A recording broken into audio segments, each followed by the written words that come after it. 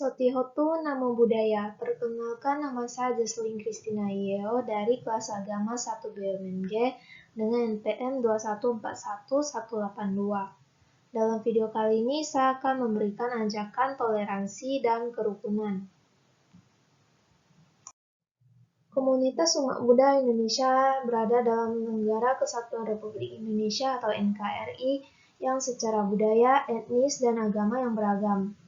Keanekaragaman inilah yang menjadi ciri khas dari negara kita sesuai dengan slogan Bhinneka Tunggal Ika. Untuk menjaga kebinekaan ini tentu bukanlah hal yang mudah. Konflik-konflik masyarakat sebelumnya yang menyangkut isu SARA menjadi evaluasi bagi kita semua untuk memperbaiki diri dalam berinteraksi dalam masyarakat yang beragam ini. Terjadinya konflik SARA tidak terlepas dari kurangnya pemahaman kita tentang toleransi. Nah, menurut KBBI, toleransi adalah sikap menghargai atau membiarkan pendirian, pendapat, kepercayaan yang berbeda atau bertentangan dengan pendirian sendiri. Dari definisi tersebut, jika dikerucutkan ke ranah SARA, maka toleransi bisa disebut sebagai sikap menghargai kepercayaan atau agama yang berbeda dengan kepercayaan atau agama sendiri. Untuk membangun kehidupan yang harmonis, kita dapat menerapkan toleransi, contohnya memahami perbedaan keyakinan di antara kita sebagai bangsa yang majemuk. Tidak mengukur kepercayaan orang lain dengan keyakinan diri sendiri. Tidak mudah tersinggung dalam pergaulan hidup. Tidak mencurigai kegiatan ritual orang lain yang tidak sama dengan keyakinan kita. Mampu menata hati dan pikiran untuk tidak iri hati, tidak membenci, dan tidak memaki-maki keyakinan orang lain.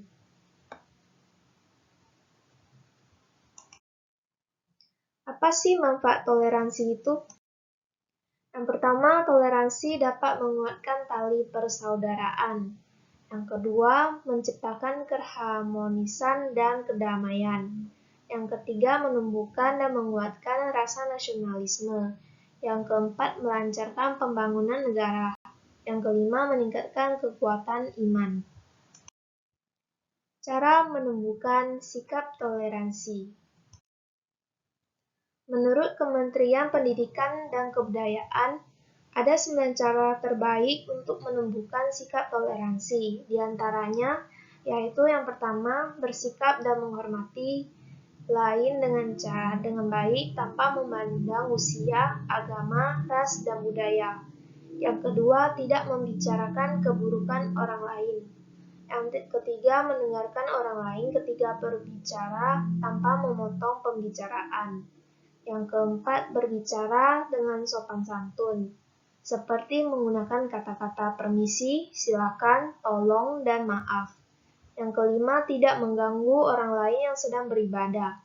Yang keenam, tidak memaksakan kehendak pada orang lain. Yang ketujuh, menerima orang lain yang berbeda fisik, agama, atau ras. Yang kedelapan, menghargai diri sendiri. Dan yang terakhir, menghargai privasi orang lain. Contohnya, mengetuk pintu sebelum masuk kamar anggota keluarga lain, meminta izin sebelum meminjam barang. Kerukunan dan toleransi dalam agama Buddha.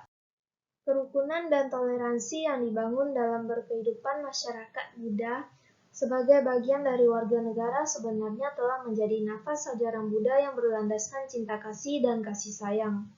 Penjelasan dalam Atta Arya Mangga pada Hukum Cattari Arya Sacani dinyatakan bahwa pengertian benar dan pikiran benar tersebut harus menjadi cikal bakal dan dasar utama.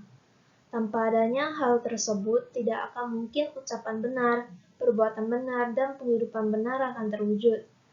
Dalam membangun konstruksi kerukunan hidup umat beragama perlu diawali dari hal tersebut.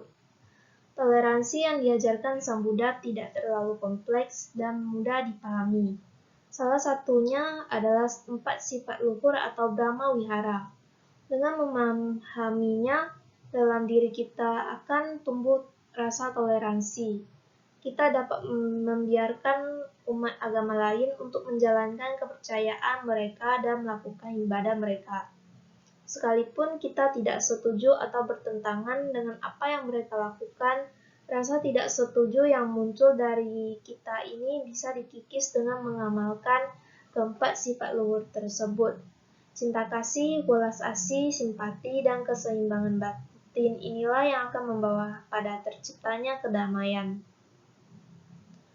Frasa semoga semua makhluk hidup berbahagia yang merupakan doa penutup khas umat Buddha juga mencerminkan toleransi, memperbolehkan umat agama lain melaksanakan ajaran dan ibadahnya sama dengan membuat mereka bahagia karena bisa melaksanakan ibadahnya tanpa gangguan apapun. Begitu pula dengan Raja Asoka, seorang penguasa Kekaisaran Gupta dari 273 sebelum Masehi sampai 232 sebelum Masehi. Dalam sejarah Buddhisme sangat menekan pentingnya toleransi dalam beragama. Di saat terdapat ajaran agama yang lain, Raja Asoka sebagai penganut agama Buddha tetap menjunjung tinggi kerukunan dengan umat agama lain. Janganlah kita menghormati agama kita sendiri dengan mencela agama lain. Sebaliknya, agama lain pun hendaknya dihormati atas dasar-dasar tertentu. Asoka Roll Edit 12. Dalam Kalama Sutta Anguttara Nikaya Sutta Pitaka, Sang Buddha mengajarkan pentingnya menganalisis segala sesuatu terlebih dahulu sebelum mengambil keputusan secara tergesa-gesa. Jangan hanya karena label agama, lalu kita menganggap semua yang dikatakan adalah benar, ataupun sebaliknya, semua yang dikatakan adalah salah karena beda keyakinan. Menumbuhkan rasa nasionalisme. Persatuan dan kesatuan bangsa Indonesia akan dapat diwujudkan dengan baik bila mana umat beragama dapat hidup rukun dan damai. Bangsa Indonesia telah memiliki landasan yang kuat untuk membina kerukunan hidup umat beragama, baik secara filosofis maupun secara pragmatis. Pancasila mengandung nilai-nilai dan prinsip-prinsip dasar yang bisa diterima oleh semua pihak. Nilai-nilai luhur yang terkandung dalam Pancasila harus dibumikan dan tidak hanya sekedar sebagai falsafah. Semua pihak berkewajiban melaksanakan dan menyukseskan pembangunan untuk kemajuan bangsa Indonesia. Oleh karena itu, harus dikembangkan sikap kerukunan, toleransi, dan bahkan kerjasama umat berbagai agama. Hal ini sangat penting mengingat bahwa pembangunan pada sektor apapun tidak akan dapat terlaksana tanpa adanya sikap kerukunan, apalagi berhubungan dengan faktor eksternal seperti perbedaan keyakinan, perbedaan suku, dan sebagainya. Kerukunan menjadi fondasi yang harus dibangun dengan kokoh oleh seluruh lapisan masyarakat, termasuk masyarakat yang beragama Buddha. Pemerintah Indonesia telah melahirkan konsep yang mendasar dan berbobot mengenai kerukunan hidup umat beragama yang terkenal dengan Tri Kerukunan Hidup Umat Beragama. Tiga kerukunan yang dimaksud adalah kerukunan internal umat beragama, kerukunan antar umat beragama, dan kerukunan umat beragama dengan pemerintah.